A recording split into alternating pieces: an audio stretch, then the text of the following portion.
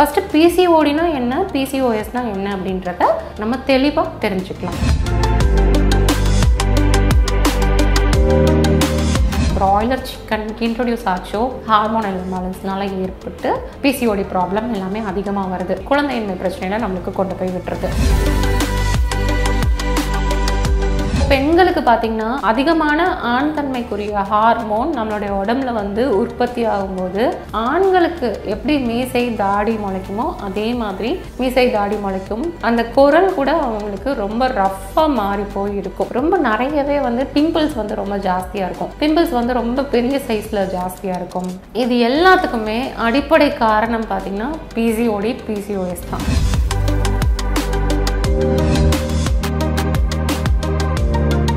இப்போ age attend பண்ணுறாங்க அப்படின்னா அந்த டைம்லேருந்து இதை ஸ்டார்ட் பண்ணிட்டிங்கன்னா ஃப்யூச்சரில் பிசிஓடி ப்ராப்ளம் வர விடாமல் நம்ம பார்த்துக்கலாம். வணக்கம், ஆரோஷ் ஹெர்பல் ஹாஸ்பிட்டல்ஸ்லேருந்து டாக்டர் தேவி சரவணியா பேசுகிறேன். இன்றைக்கி நம்ம பிசிஓடி பிசிஓஎஸ் அதை பற்றி பார்ப்போம். பெண்களுக்கு மாதம் மாதவிடாய் வரக்கூடியது. அந்த மாதவிடாய் வந்து நிறைய பேர்த்துக்கு இப்போது ஏஜ் அட்டன் பண்ணோன்னே அதில் வந்து நிறைய பிரச்சனைகள் வந்து ஏற்படுது. ஒன்று மாதவிடாய் கம்மியாக வருது, இல்லை அதிகமாக ரத்தப்போக்கு இருக்கிறது, 2 மாதம் 3 மாதம் ஆனாலும் வராமல் இருக்கிறது, ஒரு சில பேர்த்துக்கு 6 மாதம் ஆனாலும் வராமல் இருக்குது. இதுக்கெல்லாம் காரணம் என்னன்னு பார்த்தீங்க அப்படின்னா ஏஜ் அட்டன் பண்ணதுக்கப்புறம் அந்த இளம் பெண்களுக்கு பிசிஓடி காரணம், பிசிஓஎஸ் காரணம். இந்த 2 பிரச்சனைகள் நம்மளுக்கு இருக்கிறதுனால தான் பீரியட்ஸ் வந்து நம்மளுக்கு சரியாக வராமல் டிலே ஆகி வர்றது, விட்டு விட்டு வர்றது, அதிகமாக போகிறது, இது மாதிரியான பிரச்சனைகள் ஏற்படுது. முக்கியமாக நம்மளுக்கு ஹார்மோனல் இம்பேலன்ஸ் ஏற்படுறதுக்குரிய காரணமே பார்த்தீங்கன்னா பிசிஓடி பிசிஓஎஸ். இது இருக்கிறதுனாலேயே பெண்களுக்கு ஆஃப்டர் மேரேஜ்க்கு அப்புறம் பார்த்தீங்கன்னா குழந்தையின்மை பிரச்சனையும் அதிகமாக இருக்குது. அதுக்கும் அடித்தளமாக காரணமாக இருக்கிறது பார்த்தீங்கன்னா இந்த பிசிஓடி பிசிஓஎஸ் தான். ஃபர்ஸ்ட் பிசிஓடினா என்ன, பிசிஓஎஸ்னா என்ன அப்படின்றத நம்ம தெளிவாக தெரிஞ்சுக்கலாம். இப்போது பிசிஓடினா என்னன்னா ஓவரி இருக்குது பார்த்தீங்களா, சினைப்பை முட்டைப்பைன்னு நம்ம சொல்லுவோம்.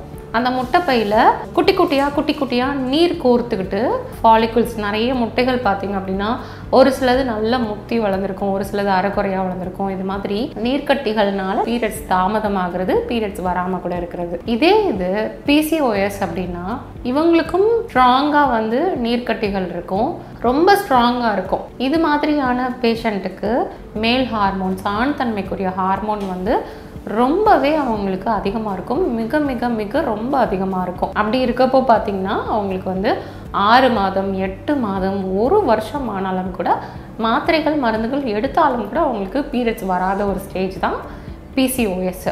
அதே மாதிரி ரொம்ப நிறையவே வந்து பிம்பிள்ஸ் வந்து ரொம்ப ஜாஸ்தியாக இருக்கும். பிம்பிள்ஸ் வந்து ரொம்ப பெரிய சைஸில் ஜாஸ்தியாக இருக்கும். இப்போது பெண்களுக்கு பார்த்திங்கன்னா அதிகமாக மீசை தாடி எல்லாமே முளைக்கிறதுக்கு காரணம் பார்த்திங்கன்னா பிசிஓஎஸ் பிரச்சனை தான். அதிகமான ஆண் தன்மைக்குரிய ஹார்மோன் நம்மளுடைய உடம்புல வந்து உற்பத்தி ஆகும்போது ஆண்களுக்கு எப்படி மீசை தாடி முளைக்குமோ அதே மாதிரி மீசை தாடி முளைக்கும். ஆண்களுக்கு கையில் கால்லெல்லாம் ரோமங்கள் அதிகமாக இருக்குமோ அதே மாதிரி பெண்களுக்கும் அதிகமாக இருக்கும். சில பேர்த்துக்கு பார்த்திங்கன்னா ஆண்கள் வந்து எப்படி பாவனை பண்ணுறாங்க, ஆண்கள் எப்படி பேசுகிறாங்க, அந்த குரல் கூட அவங்களுக்கு ரொம்ப ரஃப்பாக மாறி போய் இருக்கும். இது எல்லாத்துக்குமே அடிப்படை காரணம் பார்த்திங்கன்னா பிசிஓடி பிசிஓஎஸ் தான். இந்த பிசிஓஎஸ் ப்ராப்ளம் இருக்கவங்களுக்கு ஈஸியாகவே இன்சுலின் வந்து ரெசிஸ்டண்ட் ஆகி சுகருக்கு கொண்டு போய் விட்டோம், டயபெட்டிஸ் வர்றதுக்கும் ஒரு முக்கிய காரணமாக இருக்கும். இது மாதிரி கூட்டமாக நம்மளுக்கு நிறைய வியாதிகளை சேர்த்து கூட்டிகிட்டு வர்றதுனால இதை பாலிசிஸ்டிக் ஓவேரியன் சிண்ட்ரோம் அப்படின்னு நம்ம சொல்கிறோம். இதுதான் பிசிஓடிக்கும் பிசிஓஎஸ்க்கும் உள்ள வேறுபாடுகள். இப்போது அந்த காலத்தை விட இந்த காலத்தில் இளம் பெண்களுக்கு பிசிஓடி அதிகமாக வருது. அதுக்கு என்ன காரணம் அப்படின்னு பார்த்தீங்கன்னா முதல் வந்து நம்மளுடைய உடல் உழைப்பு சுத்தமாகவே இல்லை. அந்த காலத்துலலாம் பார்த்தீங்கன்னா தண்ணி அங்கே ஆற்றுலேருந்து குடத்தை வச்சு சுமந்து எடுத்துகிட்டு வருவாங்க. அப்போது அங்கேருந்து தண்ணி எடுத்துகிட்டு வந்து நடக்கிறது, அந்த குடத்தை வந்து இடுப்பில் வச்சு சுமந்து எடுத்துகிட்டு வர்றது, அது எல்லாமே பார்த்தீங்கன்னா அந்த இடுப்பு மசில்ஸை வந்து நல்லா ஸ்ட்ரென்தன் பண்ணி கொடுக்கும். அதே மாதிரி காலையில் எந்திரிச்சோடனே வந்து வாசல் கூட்டி முத்தம் தொளிச்சு டெய்லி கோலம் போடுற ஒரு பழக்கம் இருந்துச்சு. அப்படி கோலம் போடுறப்போ நல்லா குனிஞ்சு நிமிந்து நல்லா வேலை பார்க்குறப்போ அவங்களுக்கு வந்து இந்த இடுப்பு பக்கத்தில் இருக்கக்கூடிய சதையெல்லாம் நல்லா சுருங்கி விரிய ஆரம்பிக்கும். அதனால பீரியட்ஸ் வந்து மாதம் மாதம் அவங்களுக்கு நார்மலாக டிலே இல்லாமல் வந்துட்டே இருந்தது. அந்த காலங்களில் பிசிஓடி ப்ராப்ளம் அப்படின்றது யாருக்கோ ரேராக 1-2 பேர்த்துக்கு தான் இருந்தது.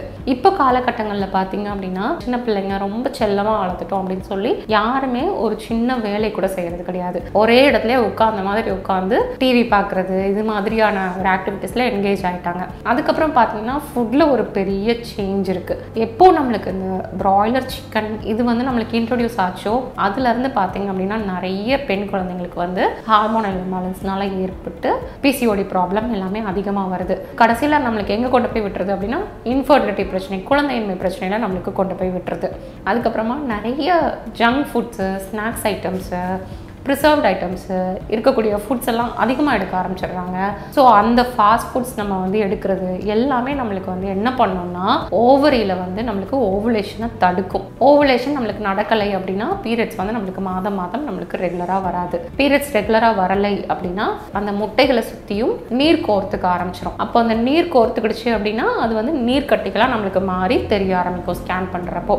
இப்படி தான் நம்மளுக்கு பிசிஓடி நம்மளுக்கு உருவாகுது. பிசிஓடி ப்ராப்ளம் வந்துருச்சு, நேச்சுரலாக இயற்கையாகவே இந்த பிசிஓடி ப்ராப்ளமை எப்படி சரி பண்ணி பீரியட்ஸ் மாதவிடாய் நம்மளுக்கு ரெகுலராக வர வைக்கிறது அப்படின்றத பார்ப்போம். ஃபர்ஸ்ட் இனிஷியலாக அந்த வெயிட்டை வந்து குறைக்கிறதுக்கு ஒன்றும் உடற்பயிற்சிகள் அப்படி இல்லாட்டி ஃபுட்டில் வந்து நம்ம கரெக்டான டயட் எடுத்து உடம்பு எடையை வந்து உடனடியாக குறைக்கிறதுக்கு ஃபர்ஸ்ட் நம்ம வந்து ஸ்டெப் எடுத்து வைக்கணும். அதுக்கப்புறமா பார்த்தீங்கன்னா ஃபுட் டயட் வந்து ரொம்பவே முக்கியம். அந்த ஃபுட் டயட்டில் பார்த்தீங்க அப்படின்னா ஃபர்ஸ்ட்டு 14 நாள் பார்த்தீங்க பீரியட்ஸ் முடிஞ்சதுக்கப்புறம் ஃபர்ஸ்ட் ஒரு 14 டேஸ் அதில் பார்த்தீங்கன்னா உளுந்தங்களி இருக்குது பார்த்தீங்களா, அது நல்லெண்ணெய் நாட்டு சர்க்கரை இது 3மே சேர்ந்த காம்பினேஷனில் ஃபுட் கண்டிப்பாக எடுக்கணும். பீரியட்ஸ் முடிஞ்சதுலேருந்து ஓவுலேஷன் டேட் நம்மளுக்கு 14th டே நடக்கும் பார்த்தீங்கன்னா அதனால ஒரு பாதி மந்த் வரைக்கும் இந்த ஃபுட்டு வந்து எடுத்துக்கிட்டே இருக்கணும். அதுக்கப்புறமா 14th டேக்கு அப்புறம் பார்த்தீங்கன்னா வெந்தய கஞ்சி, பச்சரிசி கஞ்சி இந்த ரெண்டுமே கொஞ்சம் ஆல்டர்னேட்டாக வந்து எடுத்துகிட்டு வரணும். பச்சரிசி இருக்குது பார்த்தீங்கன்னா அது கொஞ்சமாக அரிசி எடுத்து நல்லா பவுடர் பண்ணி நல்லா திரிச்சுக்கிடுங்க.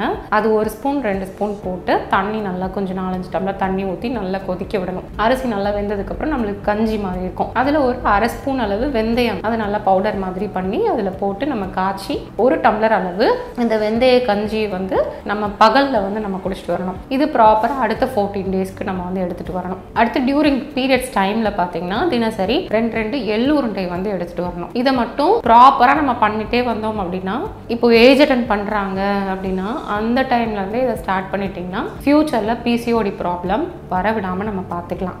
இதை தாண்டி ஒரு சில பேர்த்துக்கு ரெகுலர் இல்லாமல் இருக்கும். அவங்க என்ன பண்ணலாம்னா கருஞ்சீரகம் இருக்குது பார்த்தீங்களா, இளவறுப்பை நல்லா வறுத்துட்டு தினசரி ஒரு ஸ்பூன் அளவு தேனில் மிக்ஸ் பண்ணியோ இல்லை ஹாட் வாட்டரில் மிக்ஸ் பண்ணியோ டெய்லி ஏதாவது ஒரு நேரத்துக்கு காலையிலையோ மதியமோ நைட்டுக்கோ ஏதோ ஒரு நேரத்துக்கு நீங்கள் ப்ராப்பராக எடுத்துகிட்டு வந்தீங்க அப்படின்னா ஈஸியாக உங்களுக்கு வந்து பீரியட்ஸ் வர ஆரம்பிச்சிடும். நிறைய பேர்த்துக்கு தோப்பு கரணம் நல்லா போட்டிங்க அப்படின்னாவே பீரியட்ஸ் வந்து ரெகுலராக வர ஆரம்பிச்சிடும். 4 மாதம் 5 மாதம் 6 மாதம் ஆகிட்டும் பீரியட்ஸ் வர மாட்டேங்குது, கன்சீவ் ஆகிறதுக்கு ரொம்ப கஷ்டமாக இருக்குது. இப்படிப்பட்ட பெண்கள் இயற்கையான முறையில் எப்படி கருத்தரிக்கலாம் அப்படின்னா இதை செஞ்சுட்டாவே ஈஸியாக கன்சீவும் ஆகிடும், பிசிஓடி ப்ராப்ளமும் கியூர் ஆகிடும். இதோட முக்கியமான ஒன்று பார்த்தீங்க அப்படின்னா எல்லாத்துக்குமே குழந்தையின்மை அப்படின்னு போயிட்டாங்கன்னா இந்த ஏஎம்ஹெச் ஹார்மோன் இல்லை, ஏஎம்ஹெச் ஹார்மோன் வந்து ரொம்ப குறைவாக இருக்குது, கன்சீவ் ஆகிறதுக்கு வாய்ப்பே இல்லை அப்படின்னு சொல்லி அனுப்பி விட்டுருவாங்க பார்த்தீங்களா. இவங்களுக்கெல்லாம் வந்து ஐவிஎஃப் ஐயுஏ இந்த மாதிரி தான் ப்ரொசீஜர் போகணும் அப்படின்னு சொல்லி முத்திரை குத்தியும் அனுப்பி வச்சுருவாங்க. அப்படிப்பட்ட பேஷண்ட்டு அவங்க என்ன பண்ணலாம் அப்படின்னா தினசரி நைட்டுக்கு அது வந்து தேங்காய் எண்ணெயாக கூட இருக்கலாம், இல்லை நல்லெண்ணெயாக கூட இருக்கலாம், விளக்கெண்ணெயாக கூட இருக்கலாம், இல்லாட்டி வேப்பெண்ணெயாக கூட இருக்கலாம். அந்த எண்ணெய் வந்து கொஞ்சோண்டு அளவு கையில் இப்படி எடுத்துக்கிட்டு அதை வந்து நல்லா கை ஃபுல்லாக நல்லா ரப் பண்ணிக்கோங்க. லைட்டாக ஹீட் பண்ணிக்கவும் செஞ்சுக்கலாம். அதை லைட்டாக ஹீட் பண்ணி இளம் சூட்டில் அந்த ஆயிலை எடுத்து நல்லா அந்த அடிவயிற்று பகுதிகளில் தினசரி நல்லா அழுத்தி நல்லா ரெகுலராக நல்லா மசாஜ் பண்ணிகிட்டே வரணும். அப்போ அந்த அடிவயிற்றுல நம்ம எண்ணெய் வந்து அப்ளை பண்ணுறது உள்ளுக்குள்ளே என்னென்ன சேஞ்சஸ்லாம் நம்மளுக்கு நடக்கும்னு பார்த்தீங்கன்னா அடி வயிற்றுல இருக்கக்கூடிய மசில்ஸ் வந்து நம்மளுக்கு நல்ல இலக்கம் வந்து கொடுக்க ஆரம்பிக்கும். அந்த மசில்ஸ் நல்லா இலக்கம் கொடுத்தது அப்படின்னா அந்த இடத்துக்கு போகக்கூடிய ரத்தோட்டம் நம்மளுக்கு நல்லா அதிகமாகும். சீரான ஒரு ரத்தோட்டம் ஓவரியை சுற்றி நம்மளுக்கு அந்த அடி வயிற்று பகுதிகளில் நம்மளுக்கு கிடைக்கும். ஓவரியை சுற்றி போகும், கர்ப்பப்பைக்கும் நல்ல ஒரு சீரான ரத்தோட்டம் வந்து நம்மளுக்கு போகும். கருமுட்டை நல்லாவே நம்மளுக்கு உருவாக ஆரம்பிச்சிடும், உற்பத்தி ஆக ஆரம்பிச்சிடும். நல்ல முதிர்ந்து வந்து அது நல்லா வெடிக்கக்கூடிய ஒரு நிலைமைக்கு நல்ல growth ஆகி வரும். கருமுட்டை வளர்ச்சியே இல்லை அப்படி சொல்லுவாங்க பார்த்தீங்களா, அப்படிப்பட்ட பேஷண்ட்ஸ்லாம் இதை நீங்கள் ஃபாலோ பண்ணீங்க அப்படின்னாவே நல்ல எக் க்ரோத் வந்து நல்லா இருக்கும். ஈஸியாக நம்மளுக்கு கன்சீவும் ஆகும், கருவும் நம்மளுக்கு தங்கி அழகாக நம்மளுக்கு வளர்ந்து வர ஆரம்பிக்கும். இப்போது பிசிஓடி ரொம்ப ஸ்ட்ராங்காக இருக்குது, கன்சீவ் ஆகிறது ரொம்ப கஷ்டமாக இருக்குது, குழந்தையின்மை பிரச்சனை இருக்குது அப்படின்றப்போ ஈஸியாக எல்லாருமே வந்து இந்த பிசிஓடி வந்து டக்குன்னு கிளியர் பண்ணுறதுக்கு என்ன பண்ணுறாங்கன்னா, லேப்ரோஸ்கோபி பண்ணி ஒவ்வொரு இந்த முட்டைக்கு பின்னாடி சுற்றி இருக்கக்கூடிய அந்த ஒரு நீரை வந்து களைச்சி விட்டுருவாங்க. குத்தி குத்தி குத்தி குத்தி களைச்சி விட்டுருவாங்க. சர்ஜரி பண்ணி 2-3 மாதம் பீரியட்ஸ் கரெக்டாக இருக்கும். திருப்பி பழையபடிக்கு நீர்க்கட்டிகள் வந்து உருவாகிட்டு அடுத்தும் பீரியட்ஸ் அவங்களுக்கு டிலே ஆக ஆரம்பிச்சிடும். ஸோ இந்த மாதிரியான வைத்தியம் வந்து எப்போதுமே பிசிஓடிக்கு ஒரு நிரந்தர தீர்வு வந்து கொடுக்காது. அது இல்லாமல் நம்ம மூலிகை மருந்துகள் ஹெர்பல் ட்ரீட்மெண்ட் எடுத்தோம் அப்படின்னா அழகாக நம்மளுக்கு பிசிஓடி ப்ராப்ளம் கியூர் ஆயிரும். நிறைய பேர்த்துக்கு எக்ஸசைஸ் பண்ணுறதுனாலையோ உடலில் ஆக்டிவிட்டிஸ் கொஞ்சம் நம்ம இன்க்ரீஸ் பண்ணி கொண்டு வந்தாலே பிசிஓடி ப்ராப்ளம் கியூர் ஆயிரும். ரொம்ப ஸ்ட்ரெஸ்ஸோடு இருக்கிறவங்களுக்கு, ரொம்ப உடம்பு வெயிட் கெயின் ஜாஸ்தி இருக்கவங்களுக்கு, ஹார்மோனல் இம்பேலன்ஸ் ரொம்ப அதிகமாக இருக்கவங்களுக்கு பார்த்திங்கன்னா நம்ம ஹெர்பல் மெடிசன்ஸே வந்து நம்மளுக்கு கம்ப்ளீட் பிசிஓடியை வந்து நல்லா குணப்படுத்தி கொண்டு வந்துடும். ஸ்கேன் ரிப்போர்ட்லேயே நம்மளுக்கு பிசிஓடி வந்து நார்மல், எந்த ஒரு சிஸ்டம் இல்லை, ஃபாலிகல்ஸ்லாம் எதுவுமே, இம்மெச்சூர் ஃபாலிகல்ஸ்லாம் எதுவுமே இல்லாமல் ஓவரி அப்பியர்ஸ் நார்மல் நம்மளுக்கு ஸ்கேன் ரிப்போர்ட்டே நம்மளுக்கு மாறி வந்துடும். மற்ற மருத்துவத்தில் பார்த்திங்கன்னா பிசிஓடி ப்ராப்ளம் க்யூர் ஆகாது, மேனேஜ்மெண்ட் மட்டும்தான் பண்ண முடியும் அப்படின்னு நிறைய சொல்லிட்டு இருக்காங்க. ஆனால் அப்படி கிடையவே கிடையாது. பிசிஓடி ப்ராப்ளம் வந்து கம்ப்ளீட்டாக குணமாகக்கூடிய ஒரு நோய் தான். இந்த பிசிஓடி பிசிஓஎஸை நம்ம கரெக்ட் பண்ணாமல் ஒரு காஸ்மெட்டிக் கிளினிக் போயிட்டு இங்கே இருக்கக்கூடிய ரோமங்கள் எல்லாத்தையும், இங்கே இருக்கக்கூடிய முடிகள் எல்லாத்தையும் நம்ம லேசர் ட்ரீட்மெண்ட் பண்ணி நம்ம எடுத்துடலாம். பட் ஆனால் நம்மளுக்கு பிசிஓடி பிசிஓஎஸ் குணமாகாமல் உள்ளுக்குள்ளே அப்படியே இருந்துட்டு இருக்கோம். இது எப்போ இளம் வயதில் விட்டுருவீங்க, காலேஜ் போகிறப்ப விட்டுருவீங்க. அதே மாதிரி கல்யாணம் அப்படின்னு பண்ணதுக்கப்புறம் குழந்தை அப்படின்னு வந்து நிற்கிறப்ப தான் இது ஒரு பெரிய இம்பேக்டாக இருக்கும். ஸோ அதனால பிசிஓடி ப்ராப்ளம் அப்படின்றப்போ ஏஜ் அட்டன் பண்ணி நம்மளுக்கு இரெகுலர் வருது, பீரியட்ஸ் இரெகுலராக இருக்குது அப்படின்னா தன்னை போல் மாறிக்கும் அப்படின்னு இல்லாமல் அந்த டயத்தில் வந்து ப்ராப்பரான ஹெல்த்தி ஃபுட் தாய்மார்கள் தன்னுடைய பிள்ளைங்களுக்கு வந்து கொடுத்தாகணும். அப்படி கொடுத்தீங்கன்னா அந்த டைமே அவங்களுக்கு பீரியட்ஸ் வந்து ரெகுலர் ஆகி பின்னாடி வந்து இந்த இன்ஃபர்டிலிட்டி பிரச்சனையை வந்து ஃபேஸ் பண்ண மாட்டாங்க. அப்போது நம்ம தவற விட்டுட்டோம், பீரியட்ஸ் வந்து இரெகுலராக இருக்குது, 2 மாதத்துக்கு ஒருக்க தான் வருது, இந்த பிரச்சனையை சரியாக கவனிக்காமல் பிள்ளைங்களுக்கு வந்து நீங்கள் கரெக்டாக நீங்கள் கல்யாணம் பண்ணி கொடுத்தீங்க அப்படின்னா கல்யாணம் பண்ணதுக்கப்புறம் அவங்க வந்து நிறைய ப்ராப்ளம் ஃபேஸ் பண்ணுவாங்க. லேப்ரோஸ்கோபி பண்ணுறதுக்கு, நிறைய டெஸ்ட் பண்ணுறதுக்கு, ஃபலோப்பியன் டியூப்ல பிளாக் இருக்கா அப்படின்னு சொல்லி அதுக்கு ஒரு டெஸ்ட் பண்ணுறது. ஸோ இப்படிலாம் டெஸ்ட் நம்ம நிறைய போக போக நம்மளுடைய பாடி வீக் ஆகும். அதே மாதிரி IUI IVFன்னு சொல்லிட்டு நம்ம ஆர்டிஃபிஷியல் டெக்னிக் வந்து யூஸ் பண்ணி கன்சீவ் ஆகிறதுக்கு ட்ரை பண்ணுறப்போ உடம்பு ரொம்ப வீக் ஆயிரும். அப்புறம் இயர்லி ஏஜஸ்லேயே 40-50லேயே கை கால் வலி எல்லா வலியும் நம்மளுக்கு ஏற்பட ஆரம்பிச்சிடும். உடம்பு சீக்கிரமாக தளர்ந்து போய் ஏஜிங் ப்ராசஸ் சீக்கிரமாகவே நம்மளுக்கு நடக்க ஆரம்பிச்சிடும்.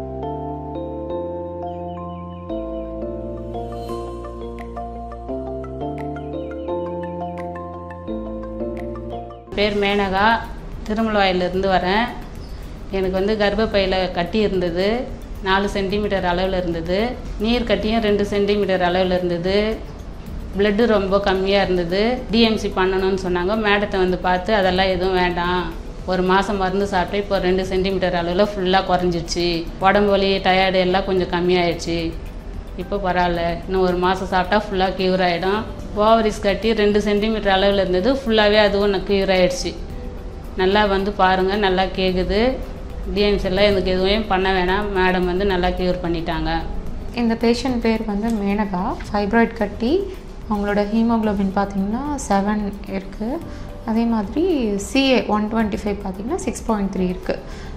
ஃபைப்ராய்ட் பிரச்சனையும் இருக்குது, எண்டோமெட்ரியோசிஸ் ப்ராப்ளமும் இருக்குது. இந்த ஒரு பிரச்சனையோடு இவங்க வந்திருக்காங்க. அவங்களுடைய ஸ்கேன் ரிப்போர்ட்டில் இருந்த ஸ்கேன் ரிப்போர்ட்டில் பார்த்திங்கன்னா பல்கி யூட்ரஸ் இருக்குது. அதே மாதிரி ஃபைப்ராய்ட் கட்டி சைஸ் பார்த்திங்கன்னா 4 சென்டிமீட்டர் வரைக்கும் கட்டி வந்து இருக்குது. ஓவரியில் பார்த்திங்கன்னா 2 சென்டிமீட்டர் வரைக்கும் நீர்க்கட்டி வந்து ஒன்று இருக்குது அப்படின்னு சொல்லி கொடுத்துருக்காங்க. அதுவும் இடதுபுற ஓவரியில் வந்து இருக்குதுன்னு கொடுத்துருக்காங்க. 1 மாதம் மருந்து முடித்ததுக்கப்புறம் அவங்க திருப்பி ஸ்கேன் எடுத்து வந்திருக்காங்க. அவங்களுடைய ஃபைப்ராய்ட் கட்டி வந்து 2.4 × 1.9 சென்டிமீட்டருக்கு குறைஞ்சிருச்சு. அப்படியே பாதிக்கு பாதி சைஸில் நல்லா குறைஞ்சிருச்சு. அதே மாதிரி அவங்களுடைய லெஃப்ட் ஓவரி வந்து நார்மல்னே வந்துருச்சு. லெஃப்ட் ஓவரியில் உள்ள சிஸ்ட்டு வந்து கரைஞ்சி நார்மல்னு வந்துருச்சு. ஸோ இந்த அளவுக்கு ஒரு மாதத்துலேயே அவங்களுக்கு நல்ல இம்ப்ரூவ்மெண்ட் இருக்குது.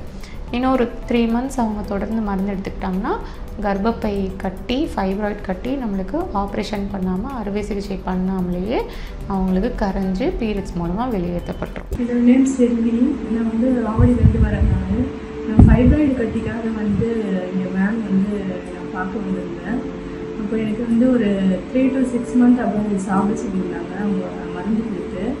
ஆனால் வந்து எனக்கு 1 monthலேயே வந்து எனக்கு நல்லா நான் ஃபீல் பண்ண ஆரம்பித்தேன். எனக்கு வந்து அந்த வயிறு அந்த கல் மாதிரி அந்த மாதிரி இருக்கும், அந்த கட்டி இருக்கும்போது அதெல்லாம் இப்போது இல்லாத மாதிரி லேசாக இருக்குது என்னோடய வயிறு. அதுக்கப்புறம் நான் பயங்கரமாக வயிறு வலிக்கும் எனக்கு. அதெல்லாம் இப்போது இல்லவே இல்லை. நைட்டில் வந்து ஒரு 7-8 times இந்த ப்ராப்ளத்தினால ஒரு 7-8 times இந்த யூரின் பாஸ் பண்ணுவேன். இப்போ வந்து ஒரு 2 or 3 times அப்படி தான் நான் போகிறேன். நல்லா இருக்க மாதிரி எனக்கு ஃபீல் பண்ணுறேன். யூட்ரஸில் வந்து ஃபைப்ராய்ட் கட்டி குட்டி குட்டியாக 2 அளவில் நிறைய கட்டி யூட்ரஸ்க்கும் நிறைய கட்டி இருக்குது. அதுக்கப்புறம் பார்த்தீங்கன்னா 3 சென்டிமீட்டர் அளவில் ஒரு பெரிய கட்டி வந்து ஒன்று இருக்குது. இப்போ அவங்க 3 மாதம் மருந்து எடுக்கிறதுல பார்த்தீங்க அப்படின்னா 3 சென்டிமீட்டர் இருக்கக்கூடிய கட்டி 2 சென்டிமீட்டர் போயிடுச்சு. சின்ன சின்னதாக யூட்ரஸ்க்குலாம் நிறைய இந்த குட்டி குட்டியாக இருந்த கட்டிகள் எல்லாமே கம்ப்ளீட்டாக அவங்களுக்கு கரைஞ்சி போயிடுச்சு. கிரேட் 1 ஃபேட்டி லிவர் சேஞ்சஸ் போடுறது அதுவும் நார்மல் ஆயிடுச்சு. ரைட் கிட்னில நிறைய கார்டிகல் லோபுலேஷன்ஸ் இருக்கு. ரீனல் ஸ்காரிங் ஆயிருக்கிறதுனால ரீனல் பேரன்டைமா நோட்டட் போட்டு கொடுத்துருக்காங்க. அதுவுமே வந்து அவங்களுக்கு நார்மல் ஆயிடுச்சு. இந்த பேரன்டைமா வந்து தின் ஆயிடுச்சுன்னு நோட் பண்ணி கொடுத்துருக்காங்க. அது நார்மல் ஆயிடுச்சு. அப்புறமா அவங்களுக்கு என்டோமெட்ரிக் மாடல் நோட்டட் ஆன்டிவேட் சிக்மால் போட்டு கொடுத்துருக்காங்க. அதுவுமே அவங்களுக்கு வந்து சரியாயிடுச்சு. இந்த மாதிரி அவங்களுக்கு இன்ஃபெக்ஷன்ல கொடுத்துருக்க அட்வான்ஸ் எல்லாமே அவங்களுக்கு வந்து செகண்ட் ஸ்டாண்டர்ட் நார்மல் ஆயிடுச்சு.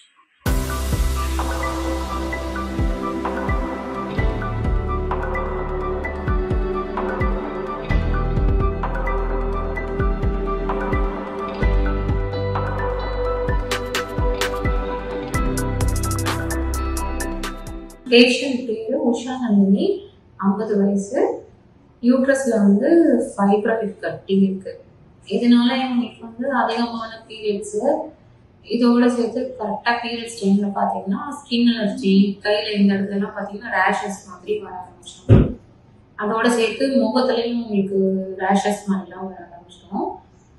ஃபைப்ராய்ட் சைஸ் பார்த்தீங்க அப்படின்னா அவங்களுக்கு 3.5 சென்டிமீட்டர் அளவுக்கு கட்டி, ஃபைப்ராய்ட் கட்டி அவங்களுக்கு இருக்குது. அவங்க ட்ரீட்மெண்ட் எடுத்ததுக்கப்புறமா செகண்ட் மந்த் தேர்ட் மந்த்லாம் ட்ரீட்மெண்ட் எடுத்ததுக்கப்புறம் அவங்களுடைய ஸ்கேன் ரிப்போர்ட்டில் பார்த்தீங்க அப்படின்னா ஃபைப்ராய்ட் கட்டி வந்து 3.5 சென்டிமீட்டர் வந்து 3 சென்டிமீட்டருக்கு குறைஞ்சி வந்துருச்சு. 0.5 சென்டிமீட்டர் அவங்களுக்கு நல்லாவே குறைஞ்சி வந்துருச்சு. திருப்பி அவங்க வந்து மெடிசன்ஸ் கண்டினியூ பண்ண ஆரம்பித்தாங்க அப்படின்னா அவங்களுக்கு ஃபைப்ராய்ட் கட்டி இயற்கையாகவே கரைஞ்சிடும். ஸ்கின் ரேஷஸும் நல்லாவே கம்ப்ளீட்டாக அவங்களுக்கு குறைஞ்சிருச்சு.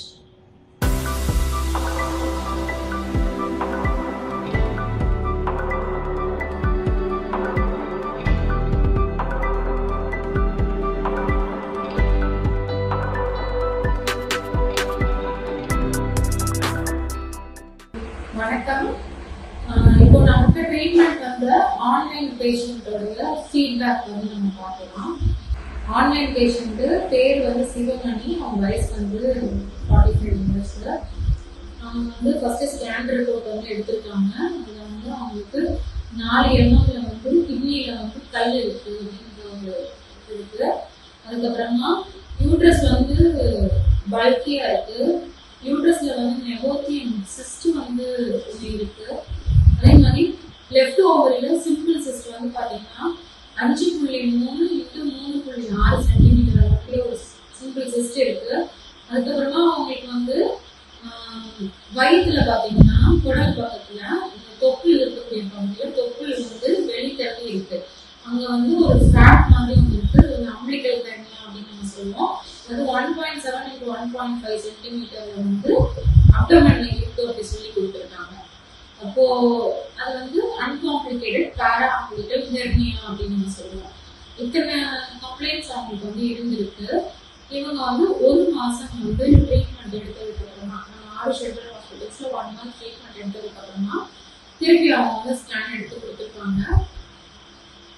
அந்த ஸ்கேன்ல பாத்தீங்க அப்படின்னா எல்லாமே நார்மல் இருந்துச்சு. அந்த சிஸ்ட், அந்த சிம்பிள் சிஸ்ட் மட்டும் பாத்தீங்க அப்படின்னா 5 சென்டிமீட்டர்ல இருந்தது வந்து 4 சென்டிமீட்டருக்கு நல்லா குறைஞ்சிருக்கு. 5 சென்டிமீட்டர் கிட்ட இருந்துச்சு, அது 4 சென்டிமீட்டர் குறைஞ்சிச்சு. அந்த இடத்துல எல்லாமே நார்மல் வந்துருச்சு. ஹெர்னியா கிடையாது, அப்புறம் கையில ஸ்டோன் கிடையாது, அதுக்கப்புறம் எண்டோமெட்ரியம்ல வந்து நெப்போத்தியன் சிஸ்ட் கிடையாது, யூட்ரஸும் நார்மல் ஆயிடுச்சு, பல்க் யூட்ரஸும் கிடையாது, எல்லாமே நார்மல் ஆயிடுச்சு. ஒவேரியன் சிஸ்ட் மட்டும் திருப்பி அவங்களுக்கு மெடிசன்ஸ் கொடுத்துட்டு அதுவும் அவங்களுக்கு வந்து சுத்தமா ஒன்றுமே நெக்ஸ்ட் மந்த் கரெக்ட் கொடுத்தாங்க.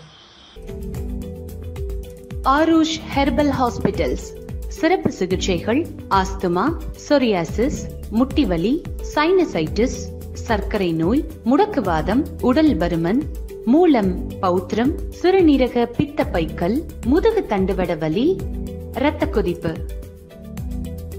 பெண்களுக்கான சிகிச்சைகள் நீர்க்கட்டிகள், ஃபைப்ராய்டு கட்டிகள், கர்ப்பப்பை சிகிச்சை, மாதவிடாய் கோளாறு, தைராய்டு, கருக்குழாய் அடைப்பு, வெள்ளைப்படுதல், வயிற்றுவலி, குழந்தையின்மை, முடி உதிர்தல், ஹார்மோன் கோளாறு. அனைத்து வகையான நாள்பட்ட நோய்களுக்கும் அறுவை சிகிச்சை இல்லாமல், எந்தவித பக்க விளைவுகள் இல்லாமல், வாழ்நாள் முழுவதும் திரும்ப வராமல் இருக்க இயற்கை முறையில் ஹெர்பல் மருந்துகள் மூலம் எங்கள் ஆரூஷ் ஹெர்பல் மருத்துவமனையில் சிறப்பு சிகிச்சை அளிக்கப்படும். Aarush herbal hospitals. Address number 6 Veeru tower, Jawaharlal Nehru சாலை, ஈகாட்டுத்தாங்கல், சென்னை 600032.